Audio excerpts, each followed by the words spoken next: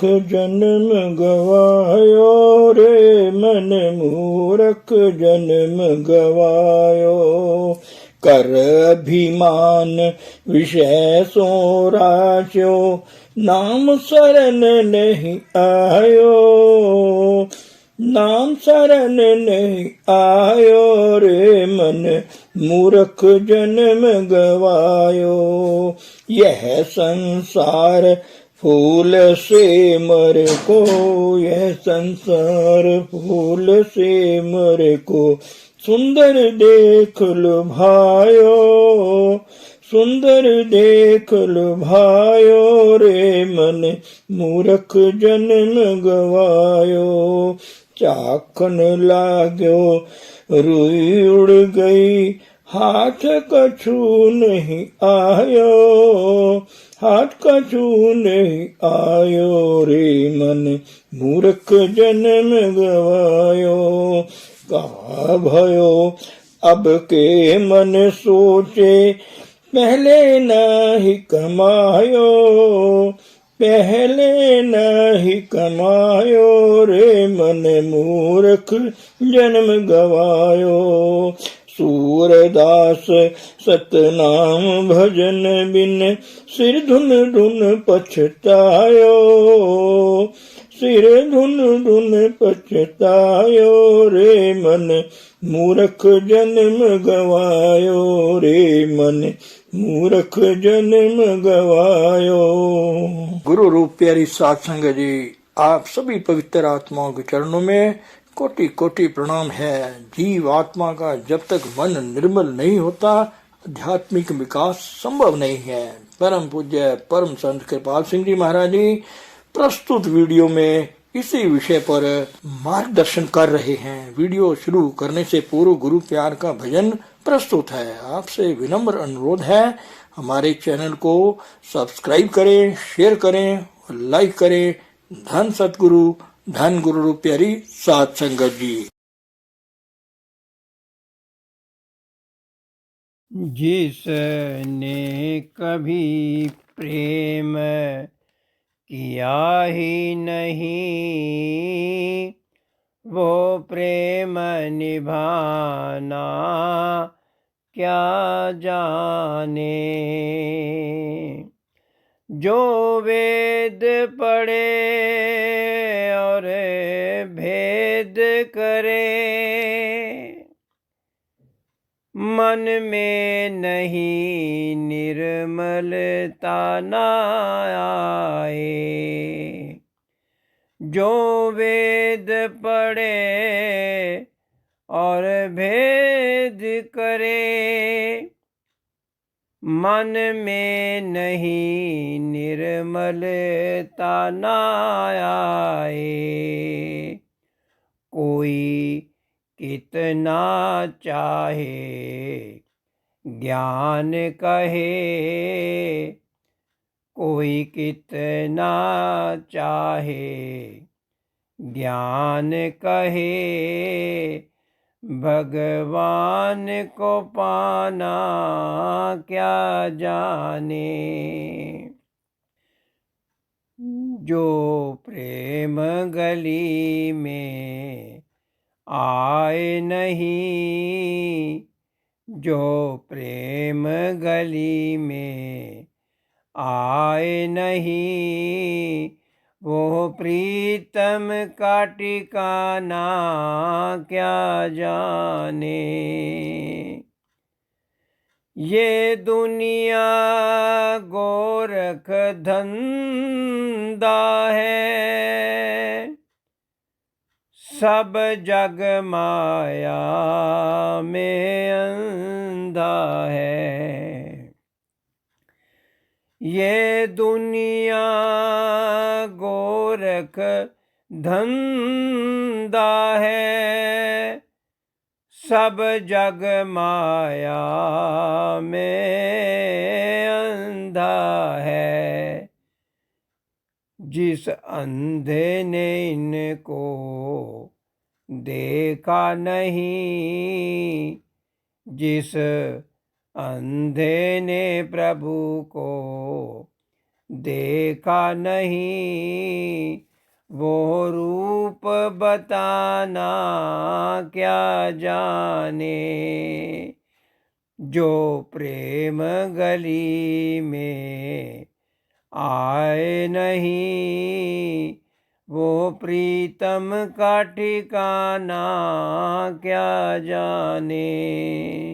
जिसने कभी प्रेम किया ही नहीं वो प्रेम निभाना क्या जाने।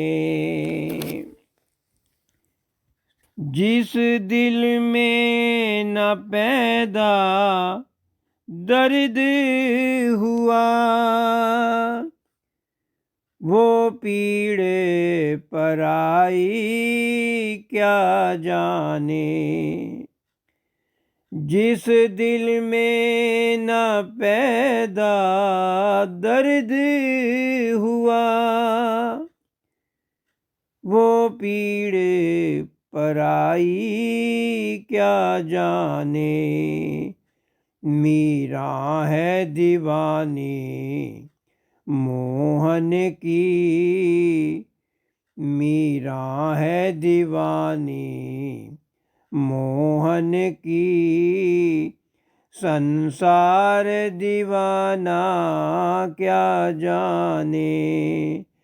जो प्रेम गली में आया नहीं वो प्रीतम का ठिकाना क्या जाने। जिसने कभी प्रेम किया ही नहीं वो प्रेम दीवाना क्या जाने।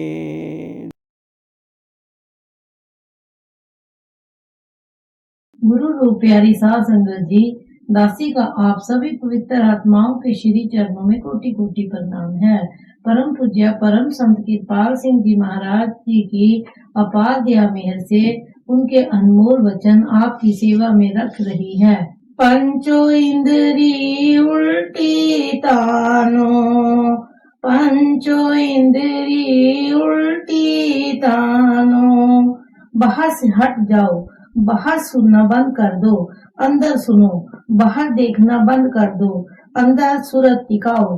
हजूर उपदेश देते थे तो बड़ा ही सिंपल तरीका था उनका समझाने का। फरमाते यहाँ बैठो, आंखों के पीछे सो फरमाते हैं हजूर स्वामी जी महाराज के पहले तो किसी अनुभवी महात्मा से युक्ति लो अंतर जाने की, फिर वक्त दो और मेहनत करो। कि एक पहलवान ताकत के नशे में सरसार है और कमजोर आदमी उसे देख देख कर हैरान होता है कि इसमें इतनी ताकत कहाँ से आ गई। भाई उसने रातों को जाग जाग कर मेहनत मुशक्कत की है, वह रातें जागता रहा है। आम आदमी रात को सोते हैं, भगत जन रात को जागते हैं। याद रखो, जिसकी रातें बन गई वह बन गया, जिसकी रातें बिगड़ गई उसका जीवन बर्बाद चला गया। सो वक्त दो, पुरुषार्थ करो, जो चाहोगे बन जाओगे। एक व्यक्ति ने जो किया दूसरा भी सही मार्गदर्शन और मेहनत से उस काम को कर सकता है। वक्त लगता है बनने में, कोई जल्दी बन जाते हैं, कोई देर में, मगर काम सबका बनेगा। जो चल पड़ा है वह जरूर मंजिल पर पहुंचेगा। जो आज पहली जमात में है वह परीक्षण और मेहनत से एक रोज एमए बन सकता है। जो आज एमए है वह कभी पहली जमात में पढ़ता होगा। हर महात्मा करनी करके मंजिल पर पहुंचता है, बाकायदा मेहनत करनी पड़ती है। यहाँ पुरुषार्थ करना पड़ता है। मेहनत और पुरुषार्थ करके घट में बैठो, अगर घट में बैठना आ जाए तो काम बन जाए। यहाँ शिक्षा के अहंकार में नहीं रहना चाहिए।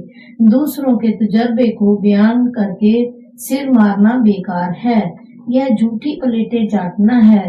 ऋषियों मुनियों ने धर्म ग्रंथों में अपने जो जाति तजर्बे बयान किए हैं, जब तक वे तजर्बे हमारे अपने तजर्बे नहीं बन जाते, खाली पढ़ पढ़ कर सिर मारने से क्या फायदा।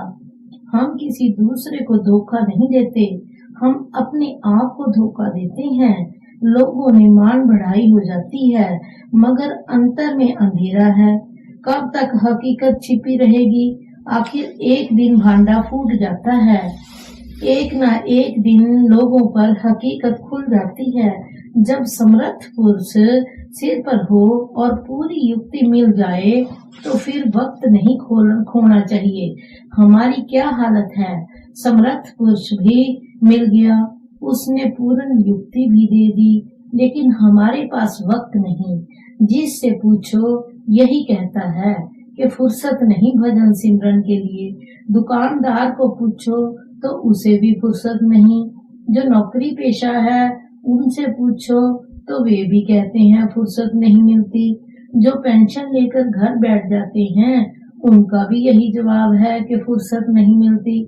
भाई दिन रात के 24 घंटे होते हैं, क्या 2-4 घंटे भी आप अपने काम के लिए नहीं निकाल सकते? उस काम के लिए जो तुम्हारा अपना काम है, जो सबसे जरूरी काम है। दुनिया के सारे काम धंधे से यह काम बहुत जरूरी है, लेकिन इस तरफ हमारी तवज्जो नहीं जाती। यह जिंदगी का पहेली है जिसे हमने जीते जी हल करना है। यह है सवाल हमें हल करना है। पंडितों को रुपए देकर पाठ करवा के भोग डलवा सकते हैं, गुरु ग्रंथ साहिब का पाठ रखवा सकते हैं, कुरान मजीद की तलावत करवा सकते हैं, मगर यह काम तो आप ही करना होगा। महात्मा के पास जाने से इसके लिए आपको उभार मिलेगा, मगर बैठना आपने है। शादी आपकी होनी है, किसी दूसरे की नहीं। यह काम तो आप ही को करना होगा। जितनी जल्दी कर लो अच्छा है। सो स्वामी जी महाराज फरमाते हैं कि युक्ति लेकर पुरुषार्थ से काम लो और घट में बैठो।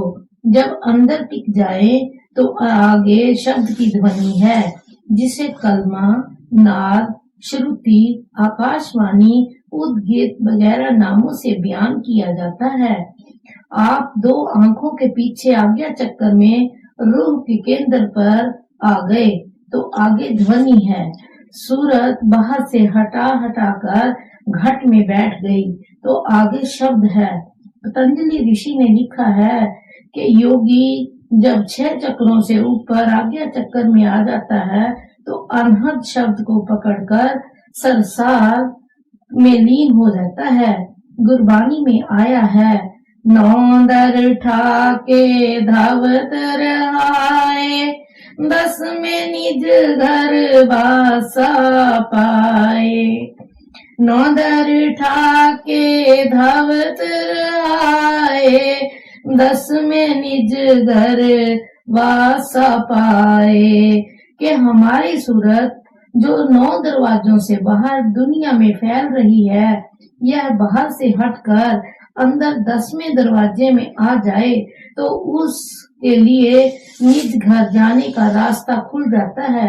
वह कौन सा दरवाजा है? 9 दरवाजे परगट किए, 10वां गुप्त रखाया। 9 दरवाजे परगट किए, 10वां गुप्त रहाया। 2 आंखें, 2 कान, जबान, नासिका और नीचे के 2 दरवाजे, ये तो जाहिर है। 10वां दरवाजा गुप्त है, जो खंड भरभंड और उसके पार जाने का रास्ता है। यह दरवाजा है जिसके बारे में कहा है, अंधे दर की खबर न पाई, अंधे दर की खबर न पाई। दरवाजा खटखटाओ, वह जरूर तुम पर खोला जाएगा। वह कौन सा दरवाजा है? 2 आंखों के पीछे है। वह दरवाजा जो निज घर जाने का रास्ता है। वहाँ क्या हो रहा है? ओथे अनहद शब्द बजे दिन राती गुरमति शब्द सुनावणिया ओथे अनहद शब्द बजे दिन राती गुरमति शब्द सुनावणिया। वहाँ रात दिन आठों पहर ध्वनि हो रही है। जब तक कोई इस राज का अमीर ने मिले उसका ताल्लुक नहीं मिलता, वैसे हर इंसान के अंदर वह ध्वनि हो रही है। मौलाना रूम फरमाते हैं, हमारे अंदर रात दिन आठों पहर यह पवित्र ध्वनि जारी है, लेकिन हम उसे सुन नहीं सकते। कितने अफसोस की बात है, जब तक जिस्म के ऊपर ना आओ उसका ताल्लुक नहीं मिलता। वहां तक उस ध्वनि तक आने के लिए कई साधन करने हैं, मुश्किल भी और आसान भी।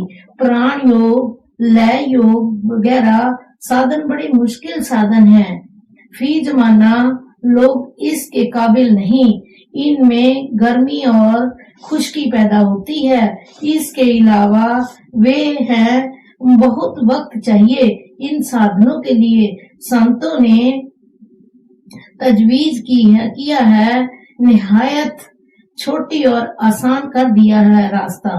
उन्होंने प्राणों को छोड़ दिया, सिर्फ सूरत को, तवज्जो को एकाग्र करने का, उसे कंसंट्रेट करने का तरीका बताया। मैं जिला होशियारपुर में एक जगह गया। वहाँ एक 70 साल का बूढ़ा मिला जो प्राण योग का साधन करता था। उससे पूछा तो कहने लगा, समझ नहीं आती, क्या बात है, साधन भी करता हूँ और बनता कुछ भी नहीं। मामूली सी रोशनी आती है और जिस्म छोड़ने में बड़ी तकलीफ होती है। मैंने कहा, अगर कोई आसान तरीका मिल जाए और तजर्बा भी पहले से ज्यादा हो तो कैसा रहे। वह कहने लगा, फिर तो क्या बात है। चुनांचे उसे भजन पर बिठाया गया। उसकी रूह सिमट गई और पहले से 1000 गुना प्रकाश अंतर में दिखाई दिया। तो हजूर स्वामी जी महाराज फरमाते हैं कि युक्ति लेकर यत्न से घट में बैठो। यह प्राविद्या का मार्ग है। इसे प्राविद्या कहो, सूरत का मार्ग कहो। यह रास्ता सबके लिए है। शरीयत की कोई कैद नहीं। हिंदू मुसलमान हो, सिख हो या ईसाई, हर शख्स डॉक्टरी का इल्म सीख सकता है। इसके लिए सिर्फ यह क्वालिफिकेशन योग्यता होनी चाहिए कि BSc या FSc पास हो। परमार्थ के लिए भी थोड़ी तैयारी होनी चाहिए। इसके लिए यह क्वालिफिकेशन है कि इंसान नेक पाक जीवन बसर करे, उसका जीवन सदाचार का जीवन हो, उसके अंदर दया भाव हो, सबके लिए प्यार हो, उसके दिल में किसी का बुरा चितवन ना हो। जिस इंसान के अंदर ये वस्त हो वह कहीं भी हो, किसी भी समाज का हो, परमार्थ को हासिल कर सकता है। संत शरीयत के रस्म रिवाज में दखल नहीं देते। वे कहते हैं कि जिस समाज में तुम पैदा हुए वह समाज तुम्हें मुबारक रहे।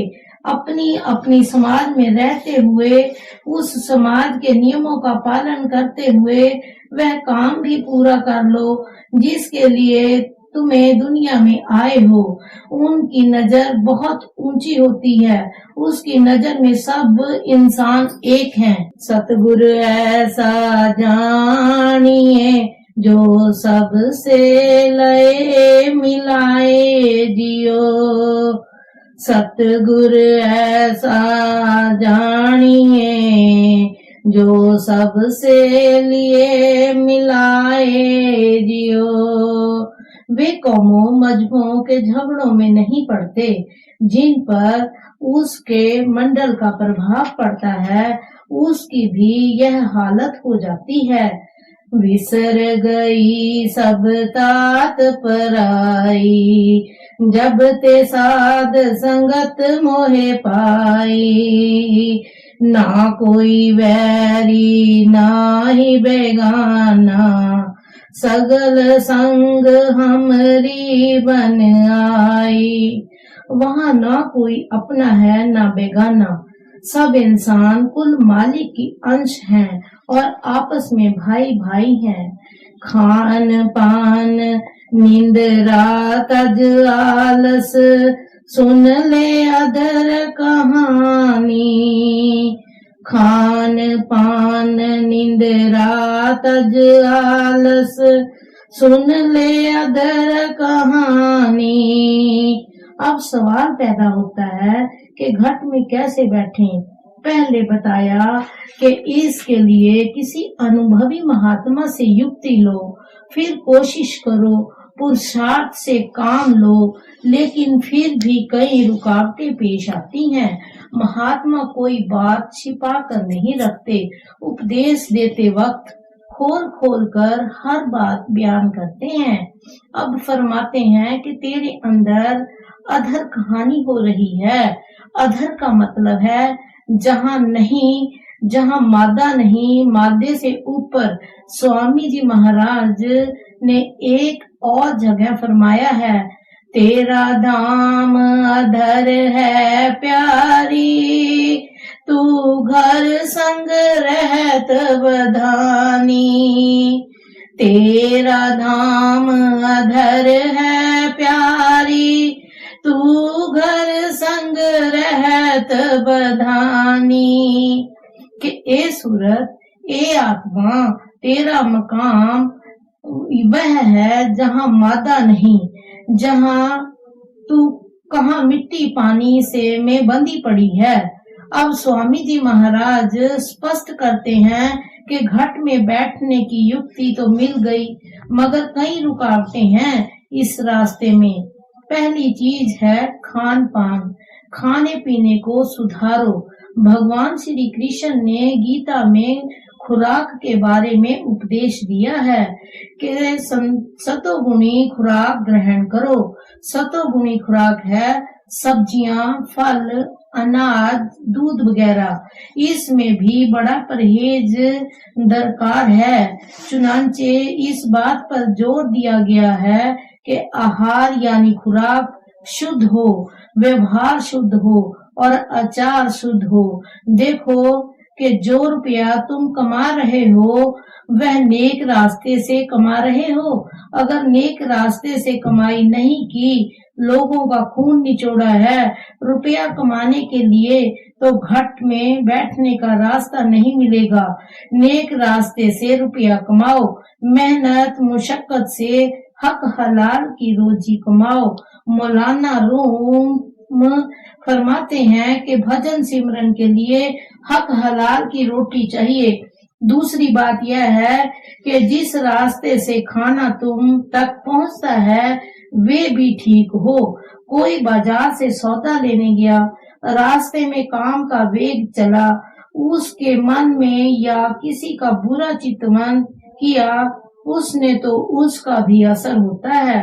खाने में पकाने वाला अगर खाना पकाते वक्त गाली गलौज करे, ईर्ष्या द्वेष का भाव रखे अपने मन में, तो उसका सारा असर खाने में पड़ेगा। ऐसी हालत में सतोगुणी खुराक भी तामसिक हो जाएगी। सो इस सिलसिले में मर्दों पर बहुत सी जिम्मेदारी है इस बात की कि वे हक हलाल की रोजी कमाएं। फिर औरतों की यह जिम्मेदारी है कि वह शुद्ध मन से रोटी पकाएं, जैसा अन्न वैसा मन। सो खुराक के मामले में पूरी एहतियात बरतनी चाहिए। तीसरी बात यह है कि खाने में संयम से काम लो, ना ज्यादा खाओ ना कम, दरमियाना सिलसिला रखो। यह तो है खाने पीने के सुधार के बारे में। दूसरी चीज नींद, इसे भी संयम में लाओ। यह दो चीजें खाना पीना और नींद ऐसी है जिन्हें जितना चाहे बढ़ा लो, जितना चाहे कम कर लो। अगर हम सिर्फ खुराक की असलियत को समझ लें तो बहुत सी बातें इसी में आ जाती हैं। एक शख्स महर्षि शिवव्रत लाल वर्मन से बोला कि महाराज, मुझे नींद बहुत आती है। उन्होंने फरमाया कि पेट की तरफ ध्यान दो।